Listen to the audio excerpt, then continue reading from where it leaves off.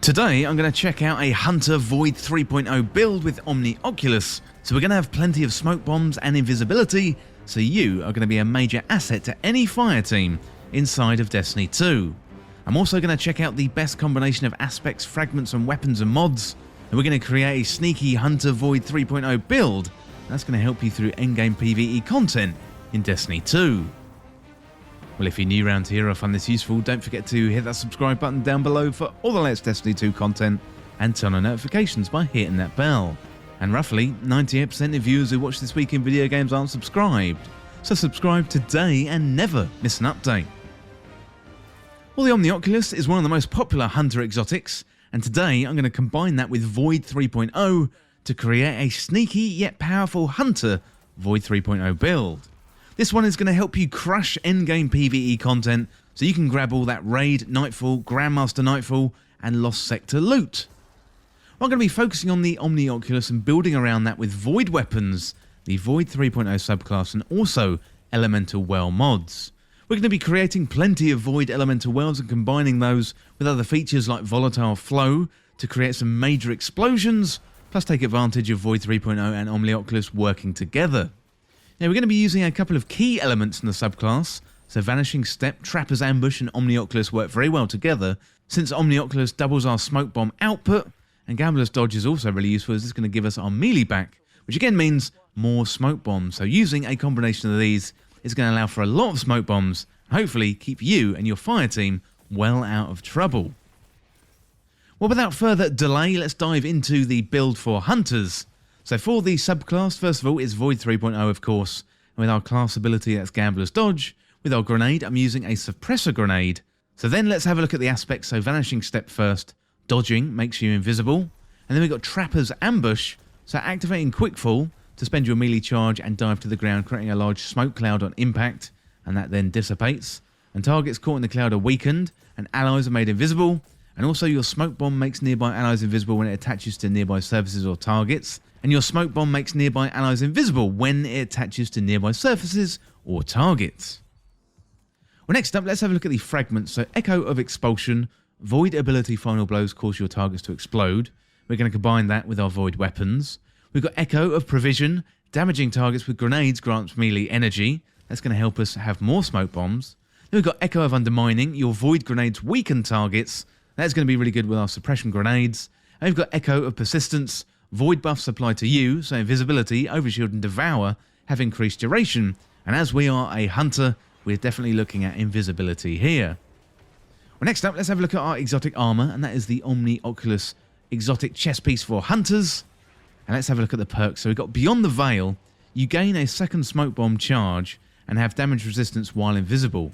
When you make an ally invisible, they gain damage resistance while invisible, and you gain melee energy. So again, it's all going to work really well with our smoke bombs. And the perk here is really, really good, as we're going to be invisible as much as possible. And also, as well as protecting ourselves, we're going to be helping out our teammates and confusing our enemies too. That second smoke bomb for our Hunters is going to be really invaluable, not only for you to disappear from sight, but you get that damage resistance as well. And if you make an ally invisible, you're going to gain melee damage. That feeds back into making more smoke bombs, so it's a really, really nice gameplay loop.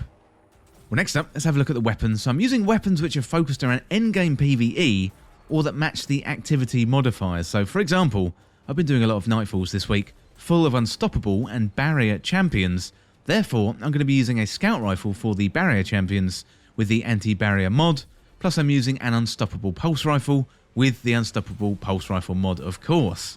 Now, if the activity you're doing has different requirements, for example, Overload champions, then feel free to mix and match the key components of this build. I would just swap out the kinetic weapon for a submachine gun or an auto rifle or something like that if you're specifically looking for Overload champions. But you know the requirements better than me, so just mix and match your weapons to make this build better for you. Now, the key components of the build, the ones that you shouldn't change, is a Void Hunter, Omnioculus. Also, I would throw in there Graviton Lance as well, because that is really, really fun. I think it's really, really good, but you can swap around your kinetic and your power weapon to make your build tailored to your specific activity. Well, next up, let's have a look at the weapons themselves. So in my kinetic slot, I'm using Nightwatch. It's a great scout rifle for range, plus I've got a really good roll with Outlaw and explosive payload, and that means more explosions for the build. And you can get this one from Zur, or you can get it from Banshee 44 when he's selling it. Then in the energy slot, I'm using an exotic weapon, so I'm using the Graviton Lance. That is an exotic energy pulse rifle. Now, it's a random exotic drop, or you can pick it up from Zur when he's selling it, or get Zur's exotic engram. Looking at the perks, we've got Black Hole, so second shot of a burst rips a hole through space-time, doing high damage and recoil with no fall-off. And then you got Cosmology, so kills with weapon cause energy targets to detonate and spawn void projectiles that track targets. And Cosmology really makes this build a whole load of fun. There's something about Graviton Lance and Hunters that just work really well together. I think it is a winning combination. So Graviton Lance goes well with our Void synergy for the whole build. So Void subclass, Void weapons, and also goes into creating those Void elemental wells. And it's great for dishing out damage to small enemies that have been trapped by our super. So when you get kills with a weapon, it's going to activate Cosmology, meaning Void projectiles go after nearby enemies, making this one really useful picking up groups of adds from distance or mopping up anything that your super didn't take care of. And so when we're using our volatile flow as well, that's going to work really well.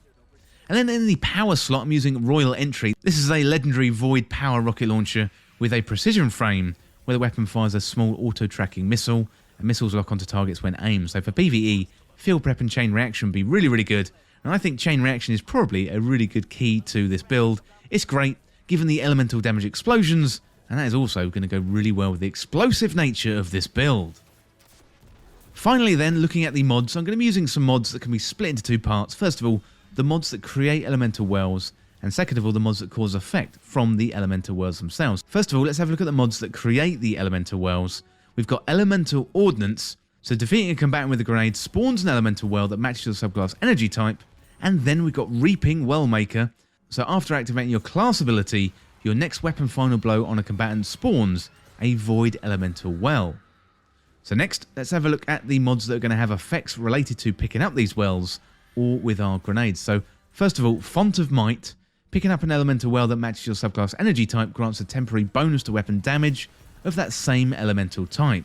So Void subclass, Void elemental wells. This is going to boost our weapon damage to our Void weapons, and that is why we're using Void weapons. So Graviton Lance and also Royal Entry, they are going to get that damage boost from Font of Might. Then I'm using Volatile Flow. So picking up a Void elemental well grants your Void weapons Volatile Rounds. Volatile rounds, more damage, more explosions, just really good stuff. Also, using Ashes to Asset, so grenade kills grant super energy. And then I'm using Suppressive Darkness, so whenever you suppress a combatant, you also weaken them, causing them to take additional damage for a short time. And then finally, I'm using Energy Vampirism, so gain energy from your least charge ability when you suppress a target. So again, that all works really well in that loop of getting our ability energy back for grenades, for melees, and for dodges. So we can throw more grenades, we can throw more smoke bombs, and also stay invisible by dodging too. Yeah, Suppressive Darkness is going to work well with our grenades here, further allowing us to control our enemies. Volatile Flow is going to help us explode more enemies, and Ashes to Asset is going to help contributing towards super regen, meaning more super more of the time. Well, let me know in the comments what you think of this build, and also share any improvements you got with the community. I'd love to hear what you think of the build, and also, you know, I'm no build master. They definitely can be improved, so if you think the mods should be swapped out, or if you think the weapons should be swapped out, let us know down there in the comments. I would love to hear what you think. Well, that is it for this Hunter Void 3.0 with the Omnioculus in Destiny 2. And as always, thank you so much for watching. For more Destiny 2 content like this, hit that subscribe button down below and subscribe to This Week in Video Games. Or you can check me out on Twitter at TWIVG Podcast. If you enjoyed this video, found it useful, liking and sharing the video would really help me out. Otherwise, check out the other videos on the channel. Thanks again, and I'll see you soon.